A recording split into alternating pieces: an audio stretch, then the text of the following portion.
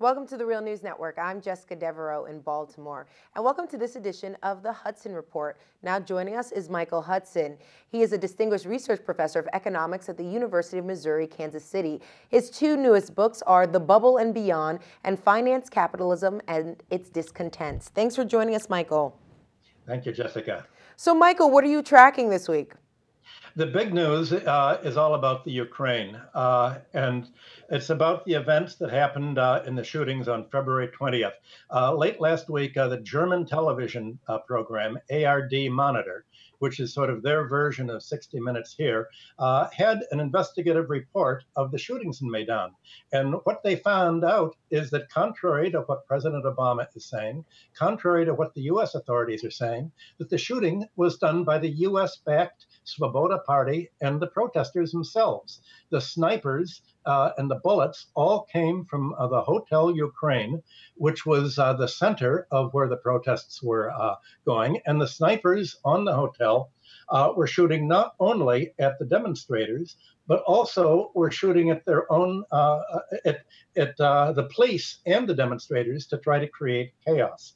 They've spoken to the doctors who said that all of the bullets and all of the wounded people came from the same set of guns. They've talked to reporters who were embedded with the demonstrators, the anti-Russian forces, and they all say, yes, all the witnesses are in agreement. The shots came from the Hotel Ukraine. The hotel was completely under the control of the protesters, and it was the government that did it.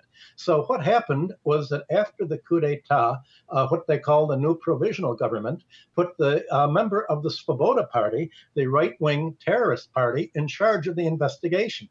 And the relatives of the victims who were shot are saying that the government is refusing to show them the autopsies.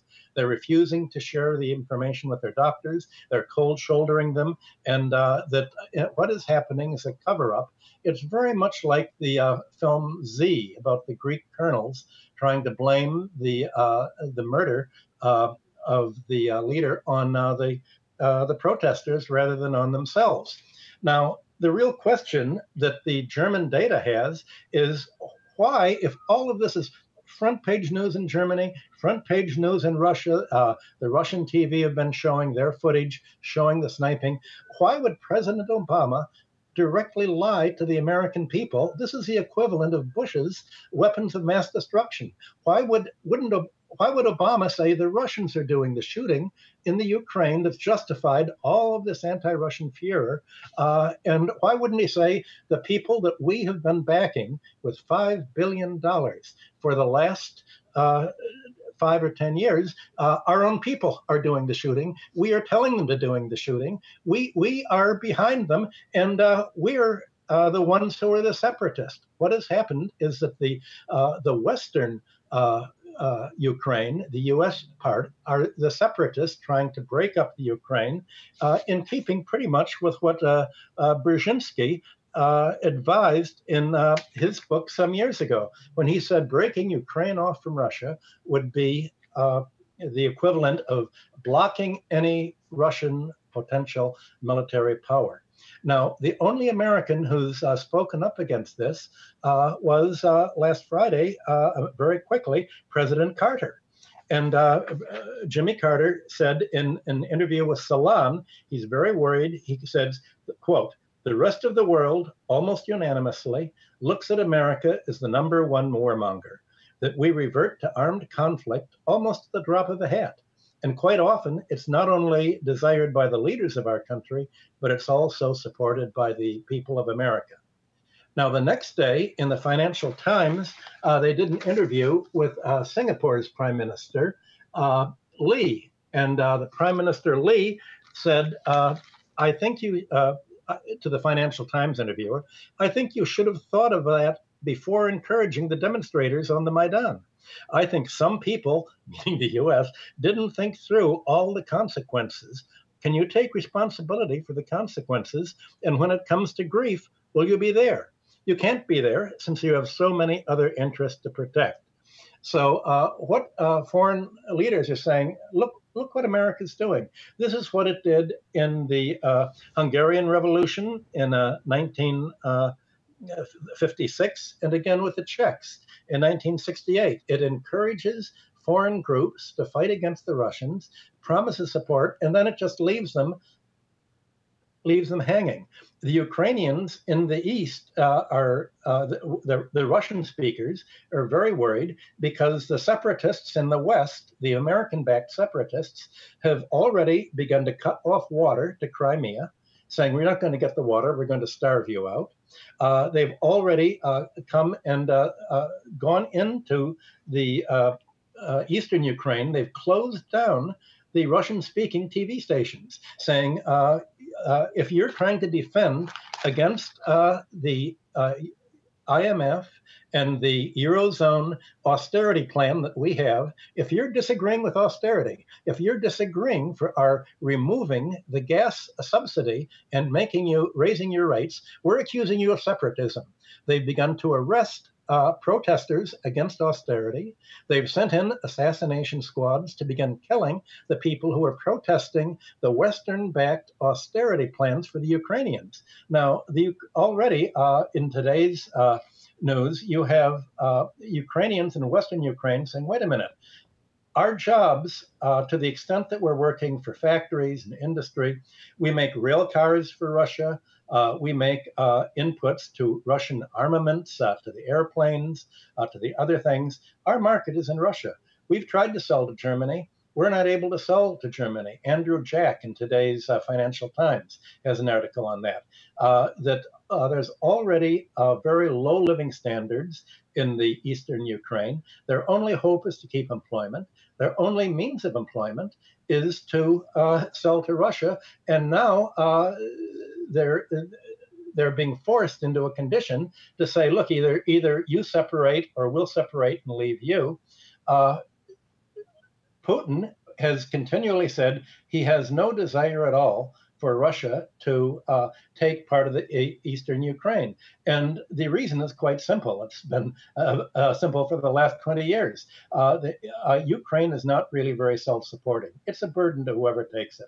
Russia doesn't want the burden of supporting the Ukraine. So Putin has asked for a meeting with the Europeans and the Americans to talk about a federal Ukraine, sort of a loose federation where each region will have its own autonomy, and all the three regions will agree not to have atom bombs right on their border.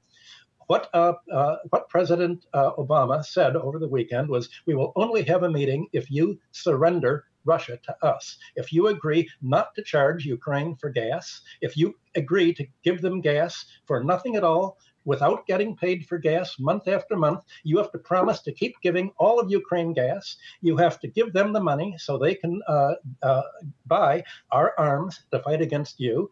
And the president has Obama has just sent naval vessels with atomic weapons into the Black Sea, threatening Putin to wipe out Russia in 20 minutes. He's threatening World War III.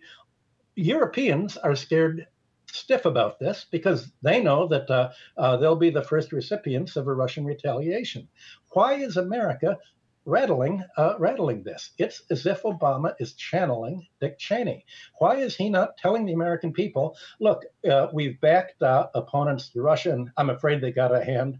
We're really very sorry that they've been shooting innocent civilians. We're sorry they're acting illegally. We're sorry they're kleptocrats. We're sorry they have closed all of the Russian-speaking TV stations. We're sorry that they're, this is bad behavior. This is not democracy. What we want to back is democracy.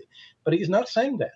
He's saying not only are we backing the right-wingers, but we've told Putin that don't even bother coming to a meeting with us unless you give Ukraine gas for nothing. Well, Putin gave a speech in Russia saying that Russia is the only